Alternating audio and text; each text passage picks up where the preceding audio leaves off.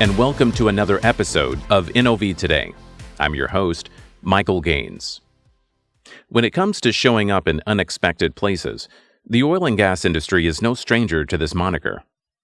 There are many examples throughout history where this industry has been a contributor to economic change, both on local and national scales. It is this latter category that I recently journeyed out to discover and learn more about, with a specific emphasis on the country of Mexico, and how recent changes in the oil and gas industry are playing a role, both on a broad scale and individually.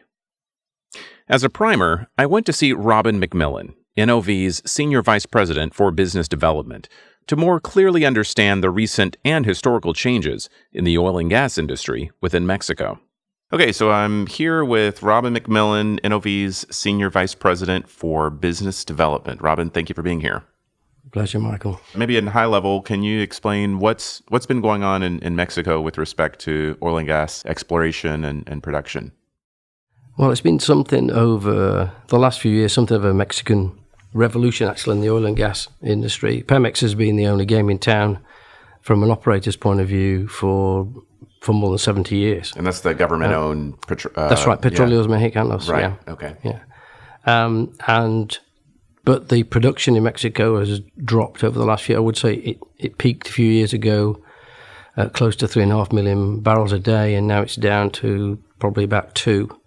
And the lack of production plus the drop in commodity prices has basically meant there's been a downward spiral. Pemex have had less money to invest. Mm-hmm. Therefore, there's been less activity. Therefore, there's been less production, etc. Mm-hmm. So they made the big decision to decide to invite in international operators. Mm. And so about 4 years ago, this was actually a change to the Constitution to allow the rest of the world in to actually go searching for hydrocarbons in Mexico. And that was a huge deal because I think I read a report that said Pemex said, I guess, a monopoly for north of 75 years, I think. That was a huge shift. Yeah. Yeah. And I suppose quite a big political shift. Mm. And so I suspect that there's still a debate in the country as to whether this was there's probably a lot of people that are still debating whether it's the right thing to do. Yeah, sure. To allow others to come in and basically search for Mexican natural resources. Mm-hmm, mm-hmm. So how has the overall oil and gas industry responded to this change? Have we observed a lot of operators kind of taking advantage of that, as well as contractors and other entities, or has it been a slower maybe uptake? It started out slow. The first couple of rounds of bidding, the uptake was disappointing, but they reviewed some of the fiscal arrangements that they've been offering. Mm-hmm. And the more recent rounds have been a lot more popular, and we've seen bidders from all around the world, just operators from all over the place. Mm-hmm. So clearly there are a lot of plays in Mexico with a lot of potential, and the international operators have obviously recognized that. Is there more of a focus for conventional land drilling and in some of the shale plays, or are we looking more offshore, deep water projects, or is there a balance? There's some of everything. Mm. I mean, traditionally, most of the production in Mexico has come from shallow water, mm-hmm. And there are still a lot of the plays in shallow water. But there are now blocks being offered for deep water, but they're also offering blocks on land. Mm-hmm. There's an area called Chicontepec, which is notoriously difficult geologically. There's clearly a lot of oil there, mm-hmm. But it really hasn't been exploited over the last few years to the extent that was thought possible when it was first discovered. So areas like that. Also, the Eagleford Shale doesn't stop at the border. So there are shale plays also in Mexico that will be offered. So at the end of the day, how would you respond to someone that essentially says, I hear what you're saying, but so what? What does that matter to our global economy? What does that really matter? From a global economy point of view, it clearly going to be another producer that wants to increase production. But from an NOV point of view, it's going to provide opportunities. There's going to be a lot more clients down there, some of which we already have very good relations. And there's some new operators, and there's some Mexican independents, such as Sierra. There are some smaller US independents like Talos Energy. So that from our point of view, it opens up the landscape. Now that I received a little background and insight from Robin, it was time to take a trip to see firsthand how this new shift is taking place.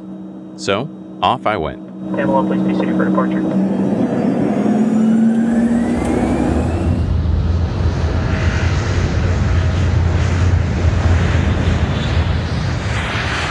2 hours and 12 minutes after takeoff from Houston, Texas, in the midst of a severe turbulent storm, I safely arrived in the historic city of Puebla, Mexico, situated approximately 2,000 meters above sea level and about 2 hours east of Mexico City, Mexico, known for being the birthplace of the widely celebrated holiday of Cinco de Mayo and mole sauce.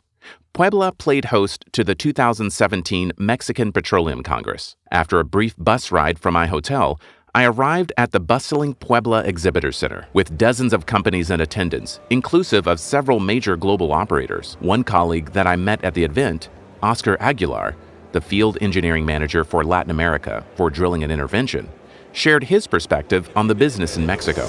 I've been in NOV for almost 9 years. Well, basically in Mexico, we have different types of applications, but the main ones that the customer are more interested are the tough ones, the ones where we have deeper wells, deeper intervals, where we have high temperatures, we have lateral, horizontal, that kind of drilling, where it's very challenging for them to drill.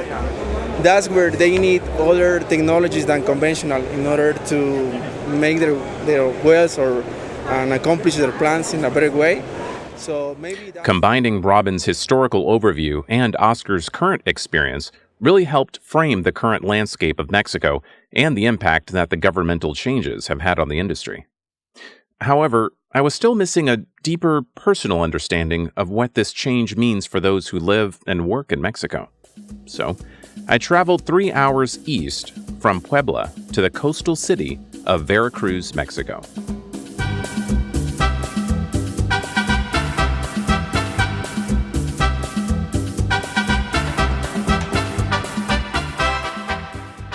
If you have the opportunity to visit the Tuboscope facility in Veracruz, hopefully you'll have the fortune of getting a great tour like I did from Hiram Carranza and Ruben Tiburcio. Hiram, the HSE representative, ensured that as soon as I arrived, I was properly briefed on the appropriate HSE considerations for the facility. Later, Ruben provided an overview of the two offerings at the Tuboscope Veracruz facility. The first one is inspection and non-destructive tests, and then there's the other area, which is the coating. Okay. Basically, what we do here is internal plastic coating for the pipe. The inside of the pipe, we coated it with some resins, special resins that are, some of them are liquid, some of them are powder, and the objective of that is to protect the inside of the pipe, make sure it lasts longer, protect the equipment of the customer, and also it improves the efficiency of the flow because you don't have walking along the tour. Friendly employees waved, smiled, and showed an intense focus and deliberation about their work. This is no accident, and was in fact something that was, in part, attributable to several individuals at the facility, including the two people I sat down with, Adriana Poches and Alan Frial. So I wanted to start out by asking your position at NOV and how many years you've been with the company. So we can start with you, Adriana. How long have you been with NOV? Yeah, I'm coating plant manager. I've been here for 6 years. That's all in Mexico. Oh, okay, excellent. And Alan, how long have you been with NOV? NOV, I started up back in the Philippines back in 78. Okay.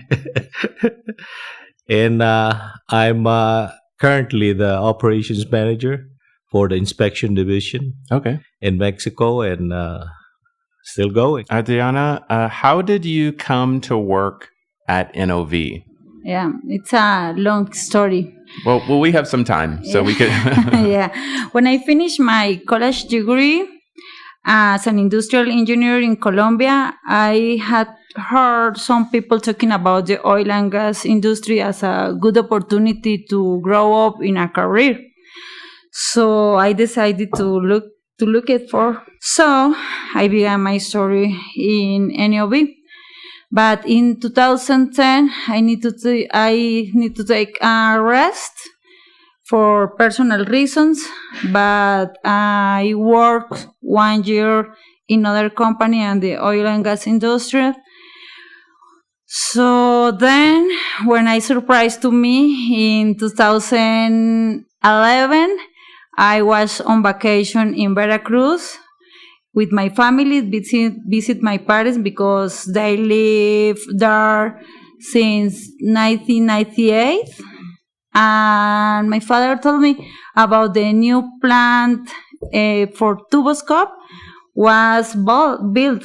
Oh. And they told me, it's a good opportunity for you to get got a job again with NOV.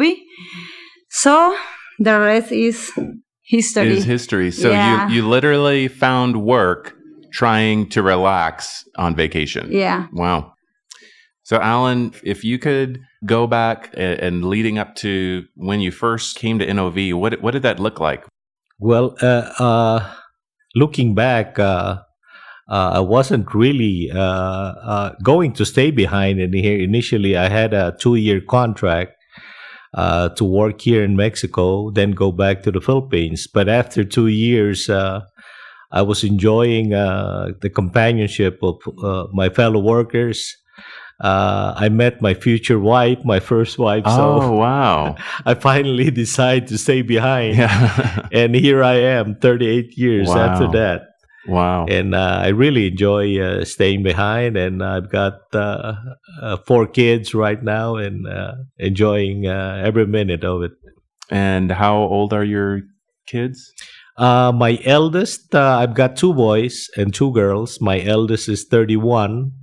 And my second is 29. And the third girl is 23 years old. And the youngest is 17 and still studying. So, Adriana, what are some of the life experiences that maybe you've picked up as you've worked here?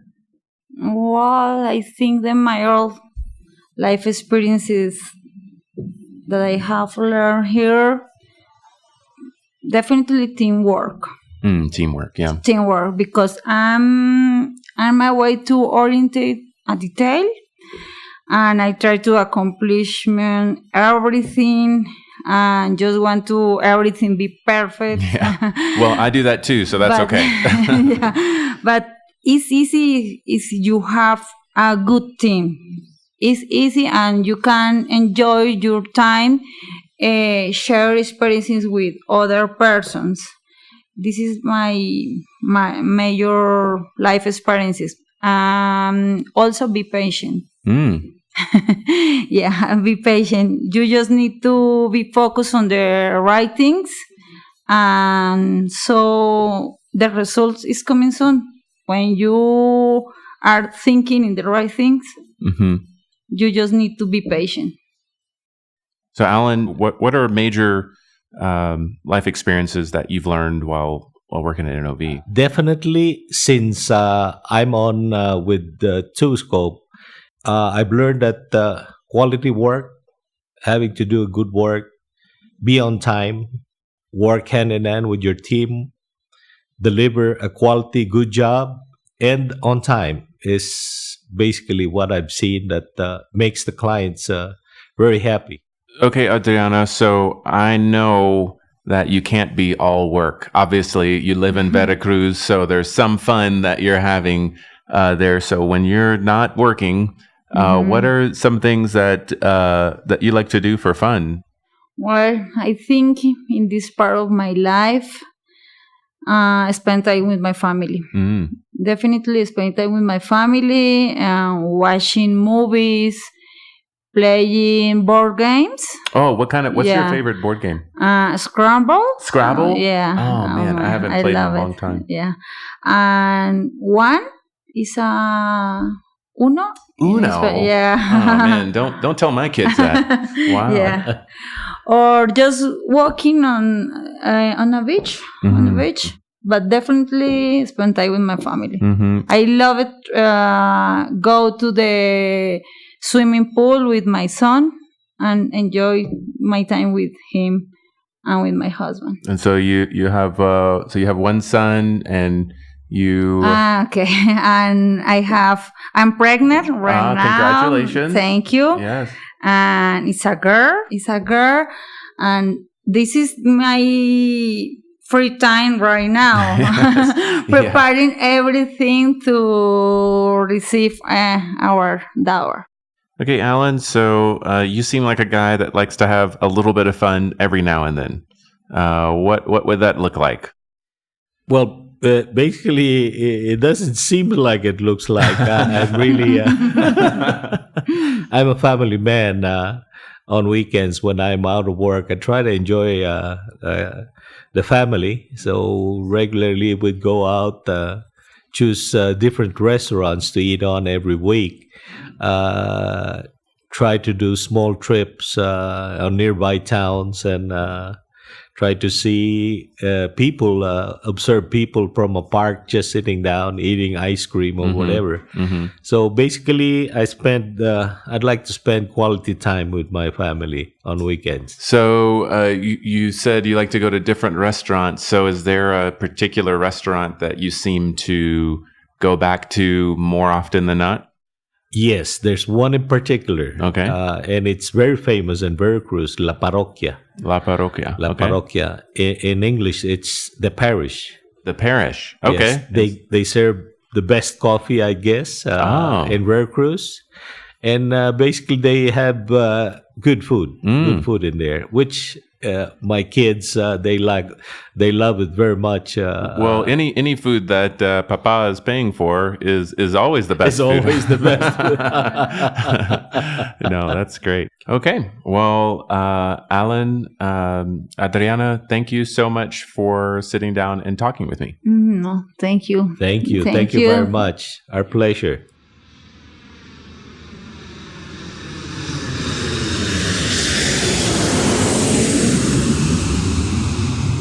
That's Freddie Atlantic from your Houston based flight crew. I'd like to be the first to welcome you to Houston, where the local time is 10:30. Returning to Houston, I landed with a new vision of what the oil and gas industry means in Mexico, and can be certain that whatever the future holds, it would appear that Mexico is well positioned to take control of its future.